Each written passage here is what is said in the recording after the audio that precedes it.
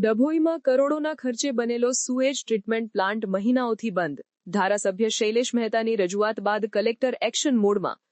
ડભોઈ ચોતરિયા પીરની દરગાહ સામે તળાવ કિનારે નગરપાલિકા દ્વારા સુએજ ટ્રીટમેન્ટ પ્લાન્ટ પાછલા 10 માસથી કાર્યરત કરેલ છે, જેનો કોન્ટ્રાક્ટ ખાનગી કંપનીને 5 વર્ષ માટે આપેલ હોવા છતાં ખાનગી કોન્ટ્રાક્ટર દ્વારા મહિનાઓથી પ્લાન્ટ બંધ રખાયો હતો, જેથી ધારાસભ્યએ સંકલનની બેઠકમાં રજૂઆત કરતા જિલ્લા કલેક્ટરે રૂબરૂ મુલાકાત લઈ કોન્ટ્રાક્ટર વિરુદ્ધ પગલાં લેવા આદેશ આપ્યા હતા. ડભોઈ તિલકવાડા માર્ગ પર આવેલ સુએજ ટ્રીટમેન્ટ પ્લાન્ટ ગત ફેબ્રુઆરી 2025માં કાર્યરત કરેલ હતો, જેનો હેતુ ડભોઈ નગરની ડ્રેનેજના પાણીને શુદ્ધ કરી ખેતી, અગ્નિશમન કે અન્ય વપરાશના કામોમાં શુદ્ધ કરાયેલ પાણીને લેવાનો હતો. ડ્રેનેજના પાણી શુદ્ધિકરણની કામગીરી માટે 5 વર્ષનો કોન્ટ્રાક્ટ વેલજી રત્ના સોરઠિયા નામની કંપની કોન્ટ્રાક્ટરને આપ્યો હતો.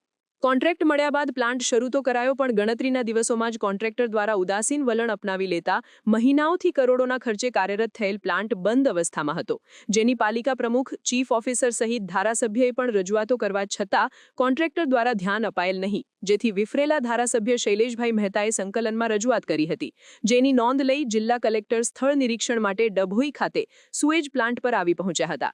તેઓ સાથે એસડીએમ, ધારાસભ્ય, પાલિકા પ્રમુખ, ચીફ ઓફિસર સહિતના અધિકારીઓ પણ સ્થળ પર પહોંચી પ્લાન્ટનું નિરીક્ષણ કર્યું હતું, જે બાદ ફરજમાં નિષ્ફળ રહેલ કોન્ટ્રાક્ટ કંપની સામે કાર્યવાહી કરવાના આદેશ અપાયા હતા. ડભોઈ પાલિકા દ્વારા ડ્રેનેજની સમસ્યાના નિવારણ માટે જુદા જુદા વિસ્તારોમાં કુલ 5 પમ્પિંગ સ્ટેશન બનાવેલ છે. નગરની ડ્રેનેજના પાણી 5 પમ્પિંગ સ્ટેશનમાં ફરીને સરકારી દવાખાના પાસેના પમ્પિંગ સ્ટેશનથી સુએજ પ્લાન્ટ પર પહોંચી તેનું શુદ્ધિકરણ થાય તે રીતેનું આયોજન કરાયેલ છે. સમાચારની અવનવી અપડેટ જોતા રહો નિખરતા ગુજરાત ન્યૂઝ સાથે. નિખરતા ગુજરાત ન્યૂઝને લાઇક, શેર, સબસ્ક્રાઇબ કરો અને બેલ આઇકન દબાવીને સમાચારની ઝડપી માહિતી મેળવો.